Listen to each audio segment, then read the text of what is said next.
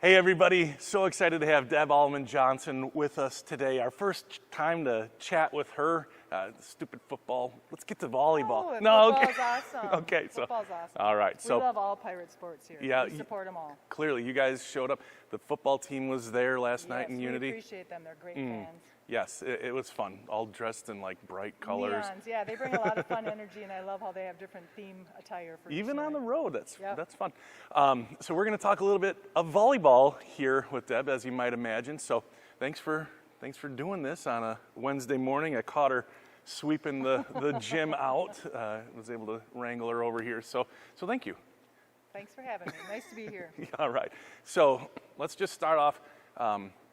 You guys are having a nice season. I think you're 12 and 5. Yeah, 12 and 5. That's a heck of a good start. It's not bad at all. You've got several like multi-team tournament-ish type things on the weekends under your belt. We've played some nice D1 and D2 schools, and we've competed really well and defeated them at times, That's awesome. So that's really fun to get tested, and that's why we create a tougher schedule so we don't just cakewalk our way through. We figure we don't know what to fix if we just beat teams easily. So we try to challenge ourselves and get outside that comfort zone, and we're still finding things to fix. Well, as a coach, I bet all the way to the end you're finding things to fix. Absolutely, and these kids are great. They bring a great perspective and a lot of volleyball IQ, and they have a lot of wisdom, and we spend some time as a team talking after every match about what went well and what needs work, and they have excellent insight, and they really do help kind of guide the way we plan our practices with some of the things that they observe. So it's a really neat group of kids. That brings up something interesting, because I have noticed sports, youth sports to high school sports, you said IQ, like volleyball IQ. Absolutely. I have noticed a lessening. Like I remember when I was in school, everybody watched college football, pro football. Right. Like, and as a football player, that's a lot of where I learned. I didn't just start learning when I was in high school. Like, yeah, it's kind of almost too late to kind of learn. Not too late, but if you can have an advantage. So tell me about that. Is that something that you've seen, and is this group different? And then how, like I had ESPN and like Fox, like football is on all the time. Volleyball is not. Where do the kids pick that kind of stuff up? It's on more now. With That's all true. Of the like Big Ten Network. They're able to see a lot of stuff. But also these kids have been playing since, some of them since first grade. We start with our basic skills stuff in elementary, and a lot of them have played competitively since third and fourth grade. And we try to teach kind of the same lingo all the way up, and they're just developing a lot of savvy on their own. I would say that it's a really intelligent group of kids too, and the last several years we've had really crazy high GPAs. I mean, last year's team was in the top 20% in the nation and had the fourth highest GPA in the state of Wisconsin. So this year's team too, they're just great student athletes, and they're competitors. They're gritty, and these aren't kids who just like volleyball. There's hardly even anyone's favorite sport on my team. We have softball players, basketball players, track athletes. They're just fabulous athletes, and they're competitors, so they're gritty, and they just want to win, and they do what it takes to win. So they just kind of have that natural savvy about sports, and that's something that some of it is innate for a lot of them, and then we have kids who, for them, volleyball is it. That's their whole sport. And then, like Ashlyn, she's been playing and studying, and she really knows a lot and brings a lot of insight to the team and leadership with her knowledge. And I have other kids in that same category, but she's an example, not as much, doesn't play all the other sports that the other girls do, but really focuses on volleyball, and is a great athlete, good track athlete too.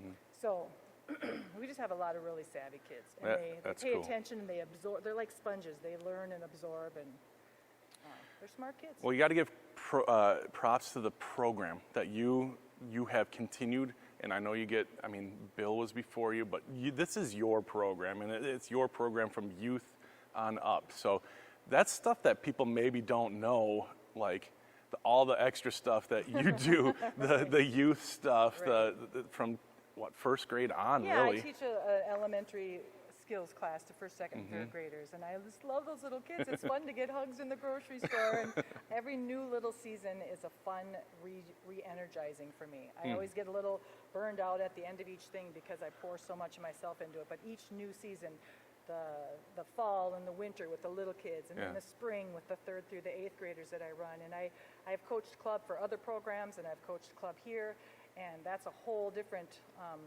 kind of area that takes a lot of energy and time, Sure. because you're down in the cities for 1 or 2 days a weekend, and you're spending 10 hours in the gym on a Saturday all winter long. Oh, So yeah. those kinds of things are just part of it. Then the summer. I mean, summer is pretty intense because it's completely optional. Not optional, but you better be there. Yeah, But I mean, yeah. it takes a lot of my time. The Yeah. girls who are committed, they'll come in and they'll, work a couple days a week, or 1 or 2 or 3 days a week, and it's up to them. But there's a lot of volleyball. It's a 12-month-a-year job for That's me, crazy. and I love it. I'm still pretty passionate about it because kids inspire me, and they Yeah. give me a lot of energy. Well, you can see your eyes light up when you talk about the Oh, I kids, when love you these talked about kids. the little kids, the varsity squad, and everybody. Sure. I mean, there's clearly still passion after how, I mean, what's it been, This 15? is my 33rd fall Holy smokes. coaching a team. Yeah, I've been at Grantsburg since '96, and I've been the head coach since 2011. okay, fantastic. So keep it going. Well, and that's just the thing. I hope to keep it going, and Mm-hmm. I say I'll take it year by year. I haven't told anyone that I'm going to be done after such and such a time. Mm-hmm. I did say I would let my athletes and my athletic directors and my families know before anyone else knew. But I hope to stay with it for a while, and we'll see how it goes. As long as things are working and it's a mutually beneficial arrangement, then I'd like to keep coaching for a while. I don't Awesome. feel like I'm ready to hang up the whistle yet. Good. Well, we love having you. Last night, okay, one thing before we get to the actual Unity match, I noticed on the far end of the bleachers sat Roxy and And Dana, yeah. and they were longtime assistants Yeah. for you. My How's right the, hand. how's They that are gone? still so supportive, Ah. and they come to events. Dana has helped with our cookie sales. Roxy's going to help me coach on a Saturday when our coaches have other commitments. She has come in to work with setters over the summer.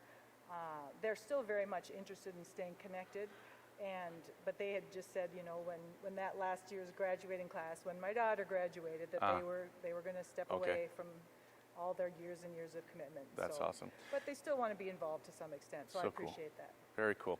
Speaking of your daughter, she's in Eau Claire. She's playing. How's she doing? She's adjusting to a different game, and they had a couple of D1 transfers and a couple of Oh. COVID seniors take their 5th year and a couple of late commitments. So Okay. got a little bumped on the depth list Okay. there, but she is really enjoying the team and the coaches, and they've already traveled to Texas. They'll be going to Spain and Portugal over Christmas Wow. break, so she's excited about a lot of those opportunities. That's awesome. Yeah. Well, good for her. And it last night during the live stream, I had a list of all between the two teams, Unity and Grantsburg last night. I wish I would have brought it with me, but the immense. I'll put it up on the screen. The number of all conference players lost, but also returning between the Right, two. And all conference isn't the be all end all No. of talent, Right. but that's it's an amazing thing. Hani got Conference Player of the Year last year, but two really, really good programs. And it was a 4-set loss last night to Unity at Unity. Tell us a little bit about the game, what you saw and what you want to do coming up.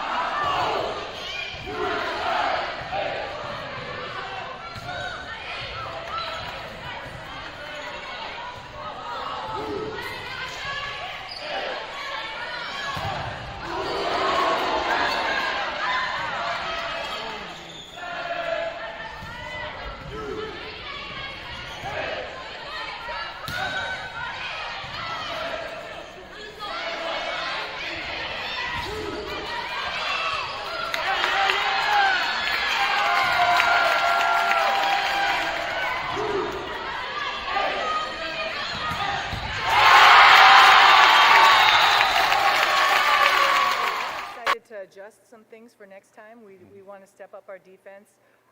We had a lot of opportunities. Unity gave us a lot of opportunities to seal the deal, but there were just some wonky things that didn't quite go our way, and that's the nature of the game. It's never one thing.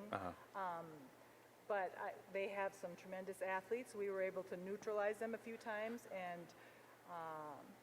But mostly, I think that our passing and defense could be just a little bit better, and we need to be a little more aggressive with our attack. I think we got too tentative and played a little too safely. Okay. We have some really high, accurate attackers who make very few unforced errors, but we needed to put just and serving too. We need to serve a little tougher and attack a little more aggressively. It seemed like the serving was good, but it was safe. Yeah, we didn't miss a serve all night. Okay, I didn't Yeah. know for sure, No, but not a it was single serve. really good. They missed a few, but Yeah. they They missed 7, we missed 0, and the aces were close. I haven't sat down to tally Okay. all the aces yet, but Whitney had a couple nice aces, and Renee Yeah. had an ace, and we just tell them, don't serve Maddie Reed. That's tough to do No, because I she know, can she's get to everywhere. everything. She's one of the amazing. Best liberos I've ever Yes, seen. She's yes. fabulous. So Yeah, it's fun to watch we try her. to keep the ball away from her, but it doesn't always work. So actually, we say serve the white jerseys, serve the white jerseys, because if we have that don't serve the libero stuck in their head, then the last words they hear are serve the libero. Right, there is a psychology to it. Right. All right, so took the loss. You guys are now 2-1 in conference, I think. That was a fun match against Webster here the other night. Oh, It was- Webster's great. They are so athletic. Yeah. I kind of walked away from that one going, what just happened? Let's start the car. They have really brought a lot of great energy and athleticism, and they're a fantastic team. We just were fortunate to come away with the W on that one. Well, that's the thing too. We were talking off screen, like how Grantsburg is not the dominating, like just complete.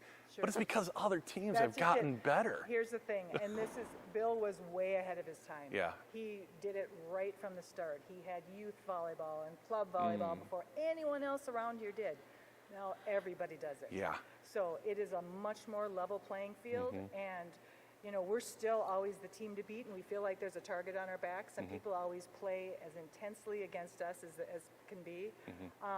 And they hype it up more than we do. We just try to treat it as business as usual. We don't try to play with all that emotion. We try to play with a lot more kind of intelligence and intensity. And but it's a level playing field. The Yeah. conference is tough, and we don't take anyone for granted. And there were years and years and years where you can see from the banners we just dominated because no one else was good. Yeah. But now everyone is good.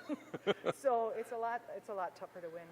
So how do you navigate the rest of the season? You're kind of now chasing unity in a way, but do you even think about that, or is it just like, okay, this is our next match? No, we are preparing for luck on Tuesday. Yeah. I mean, we don't look past anybody. Yeah. We just know we have a tough conference, and we've got work to do, and we still have a lot of growing and developing and unifying as a team, and a lot of little areas to work out. So. Well, that's good. I mean, if there's little things to work on, and you raise those all just a little bit, You bet. it could take you over the top. So, bet.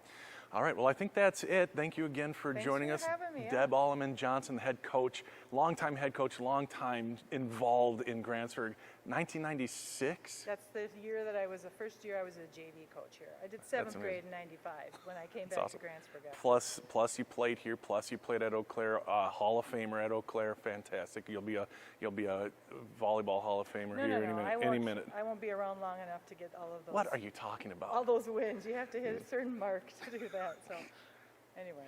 Okay. Well, thank you very much for being with us, and thank you for joining us.